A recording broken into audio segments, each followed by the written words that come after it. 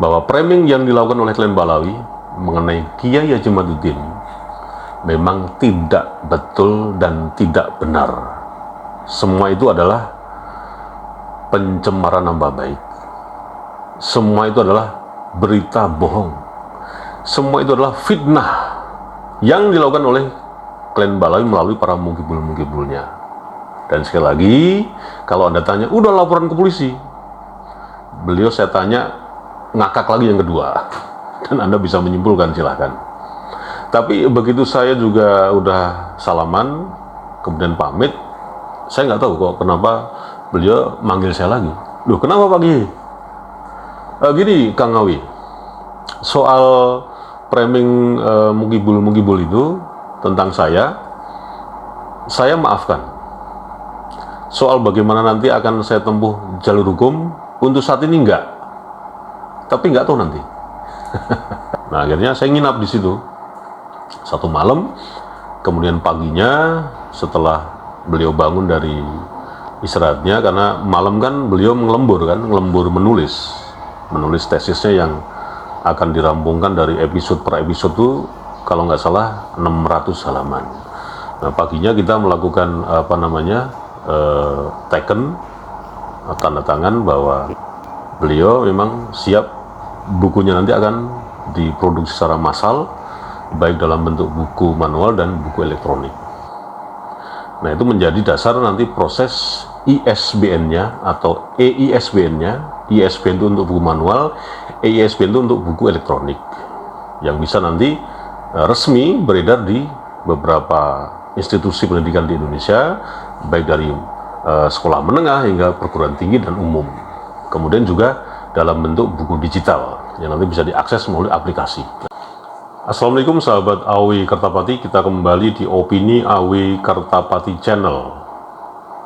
Menepis anggapan framing dari klien Balawi, terutama dari para mukibul mucetul yang memframing Kiai Haji Madudin. Yang pertama,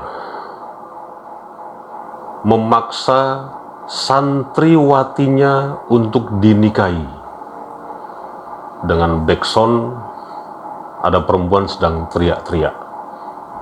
Padahal backsound itu adalah mengambil atau mencatut atau mengutil dari audio Loli, anaknya Nikita Mirzani, saat dijemput di apartemennya.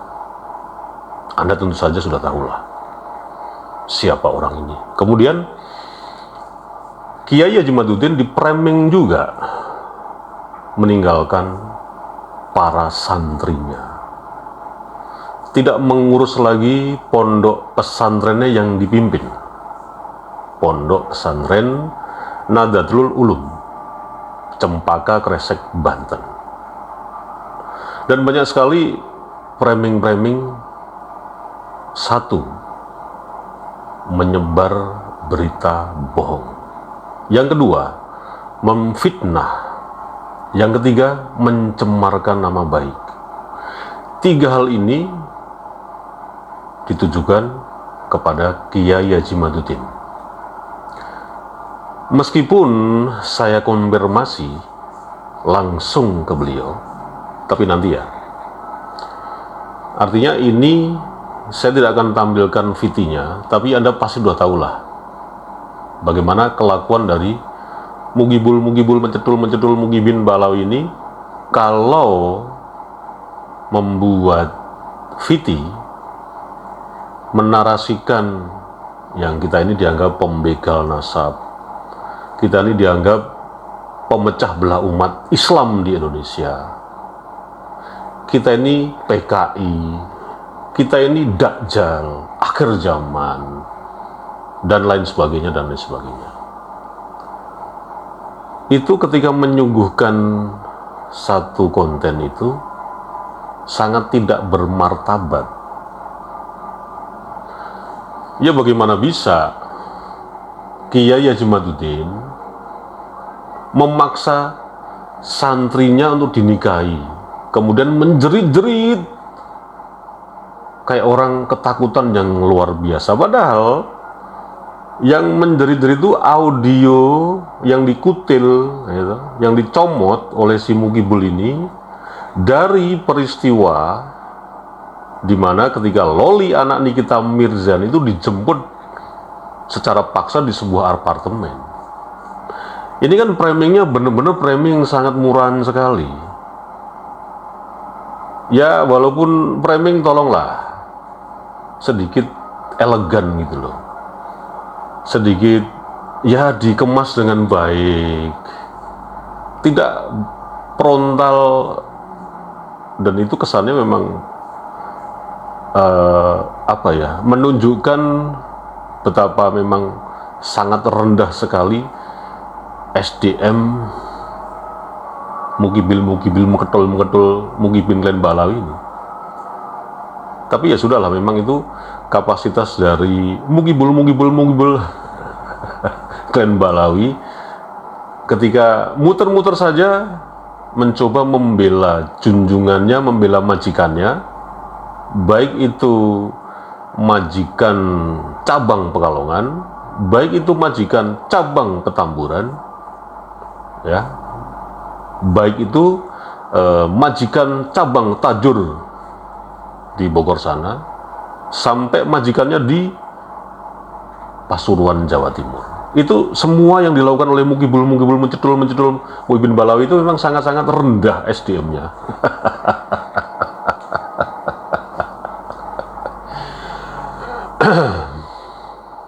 Tapi kita memaklumi lah.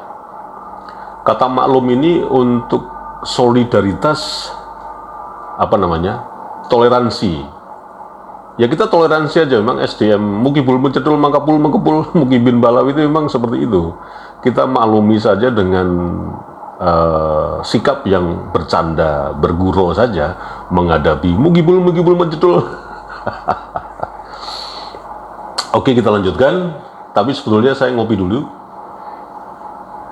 Ini kopi dari Makassar. Nanti Anda bisa, kalau berminat, sisa pesan saja, klik di keranjang di sebelah sini, ya. Kopi Makassar, ada tokonya, namanya Toko Setia. Itu sangat luar biasa sekali. Kopinya, kopi robustanya, kopi arabikanya, kopi mixnya, ya harga yang terjangkau lah, tapi kualitasnya sangat luar biasa.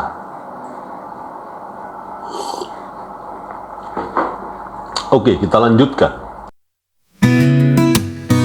Habib Balawi gak jauh beda dengan Yuya, manusia purba yang punah sekian lama. Habib Balawi, nasab nabi palsu turun Yaman. Setiap di pengajian selalu banggakan nasabnya, setiap yang dibicarakan soal karomah Habib, mujizat Habib. Ikuti Habib, pasti masuk surga, punya kapling surga. Ini abad digital, bukan abad cerita dulu. Ngomongin Habib, nasabnya Nabi, sekarang orang lari. Nasab perlu verifikasi, nasab butuh bukti, bukan omong-omong. Dulu Habib terhormat, sekarang. Dulu Habib dipuja-puja, sekarang merana. Indonesia hanya ingin merdeka dari penjajahan spiritual, dari perbudakan kasta. Nusantara hanya ingin kesetaraan. Tidak ada lagi hegemoni, tidak ada kelompok damai yang paling mulia. Kita sama di mata Tuhan. Habib Balawi, nasab nabi palsu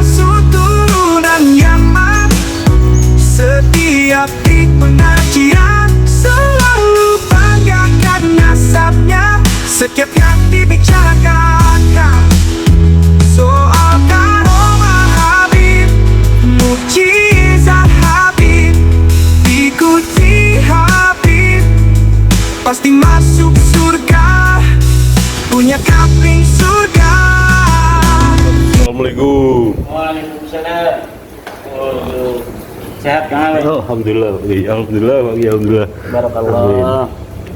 Sama siapa sih? Aduh, ya sendiri aja. Gimana perjalanan? Oke, alhamdulillah pagi. Naik kereta, mondak-mandek, tapi alhamdulillah bisa selamat sampai Pondok Jenengan. Nggih, nggih. Pripun jenengan kabare pagi? Sehat alhamdulillah. Alhamdulillah, alhamdulillah. Amin ya rabbal alamin. Nggih, nggih, nggih. Nah, dari uraian saya di depan tadi, saya tergelitik. Apa ya bener Kiai Haji Maduddin dipraming sedemikian rupa oleh Mughibul Muibin. Kita santai aja, berguru aja, santai aja, nggak usah tegang-tegang menghadapi Mughibul Mucedul dengan framing-framingnya ya sangat. Gini, ini ada juga sih kemarin framing yang suka ditulis, mau di TikTok, mau di Facebook, mau di Instagram, mau di mana, snack video dan lain sebagainya. Kami tetap mencintai habaib sampai mati. Semakin dibenci, semakin dicaci, semakin difitnah, makin harum namanya para habaib. Kami tetap mencintai habaib. I love you habaib. Kemudian ngepal tangan gini kan, terus saling toleh antar muibin terus. Nah, Anda coba tulis itu setelah begini dia ngomong apa para mugibil itu. Dan anehnya kan Nabi Muhammad SAW itu dulu juga seperti itu, seperti klan Balawi ini, dicaci maki, difitnah, gitu, terus diolok-olok. Nah ini loh yang saya bilang agak keluar tema ya. Pemahaman Mughibul Mucedul ini memang benar-benar sudah di-create sedemikian rupa, diperes otaknya oleh klan Balawi. Nabi Muhammad SAW pun sama seperti para habib sekarang dicaci maki, diolok-olok. Kan ini sangat tidak masuk akal. Ketika Nabi Muhammad SAW dulu pernah diolok-olok, difitnah, dicaci maki dan lain sebagainya, itu bukan dalam peristiwa yang sama yang dilakukan oleh klan Balawi sekarang ini, mengagung-agungkan nasab tersambung ke zuriat Nabi. Tapi ketika diverifikasi, dipertanyakan keabsahannya, diragukan, mereka tidak bisa menjawab dengan secara presisi yang mewakili minimal penduduk Indonesia ini loh. 60%-nya aja jawaban mereka tidak mewakili, karena memang hanya klaim sepihak. Nah, peristiwa Nabi Muhammad SAW dulu itu bukan peristiwa mengagung-agungkan nasab beliau yang tersambung ke Nabi Ibrahim kan. Bukan peristiwa soal nasab kan, ketika beliau diolok-olok, beliau dicaci maki dan lain sebagainya. Tapi beliau memang saat itu sedang menyebarkan agama Islam. Karena jelas beliau mendapat wahyu dari Allah Subhanahu wa taala. Simpel aja ya penjelasannya. Ini pasti di-framing lagi nanti. Tidak pernah mondok saja kok ngomong soal begitu.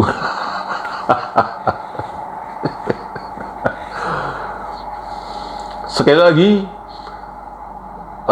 diksi yang seperti ini, tidak pernah mondok, bukan anak kiai, bukan anak ustadz, kok ngomong sok agama, kok agamis sih ngomongnya.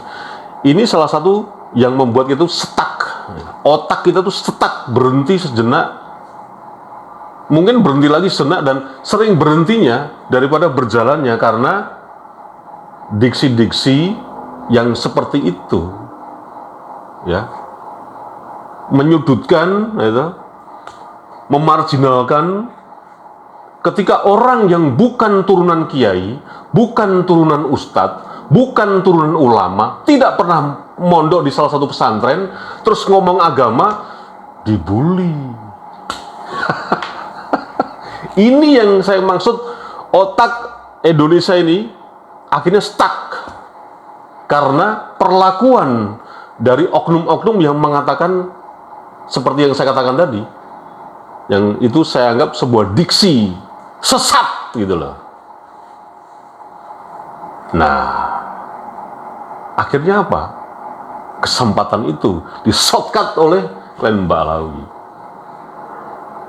Yang ya kalau kita perhatikan, kita cermati, kita amati, ya ora cetha juga. Piye carane ngajine, maca kitab kuning, menerjemahkan hadis, ora cetha para klan Ba'alawi itu. Hanya modalnya karena itu tadi, modal diksi, jubah kebesaran, songkok setebal ban Vespa, dan macam-macam atribut untuk mengelabui umat Islam di Indonesia. Terlepas memang dia kegiatannya selalu bersolawat ya, itu kan menjadi persoalan lain. Tapi di balik itu, akhirnya hasil akhir gitu loh. Sekarang ini gimana para klan Ba'alawi ini? Oke, kita kembali ke Kiai Haji Madudin tadi. Nah, akhirnya saya udah konfirmasi tentang framing-framing dari Mukibul-Mukibin itu, dan intinya itu tidak benar. Tidak benar, itu hanya framing rendahan dari klan Ba'alawi menyuruh para muhibinnya. Kemudian saya tanya juga, Kiai Haji Madudin itu gimana Pak Kiai di framing seperti ini? Ah sudahlah, itu kan framing murahan, biarin aja. Saya yang penting kan tidak melakukan. Kalaupun saya melakukan, ini sudah bubar semua nih pesantren ini, dan pasti saya sudah didatangi beberapa pihak yang berwajib. Iya dong, karena sudah melakukan seperti yang di framing itu. Tapi kenyataannya kan tidak ada. Ya itu biasalah. Memang mukibul itu kerjaannya seperti itu. Terus bagaimana Pak Kiai? Ini akankah jenengan nanti menempuh jalur hukum? Beliau langsung ngakak. Saya juga heran. Lu kok gimana Pak Kiai kok ketawa seperti itu? Alah, wis rasa diurus Mas.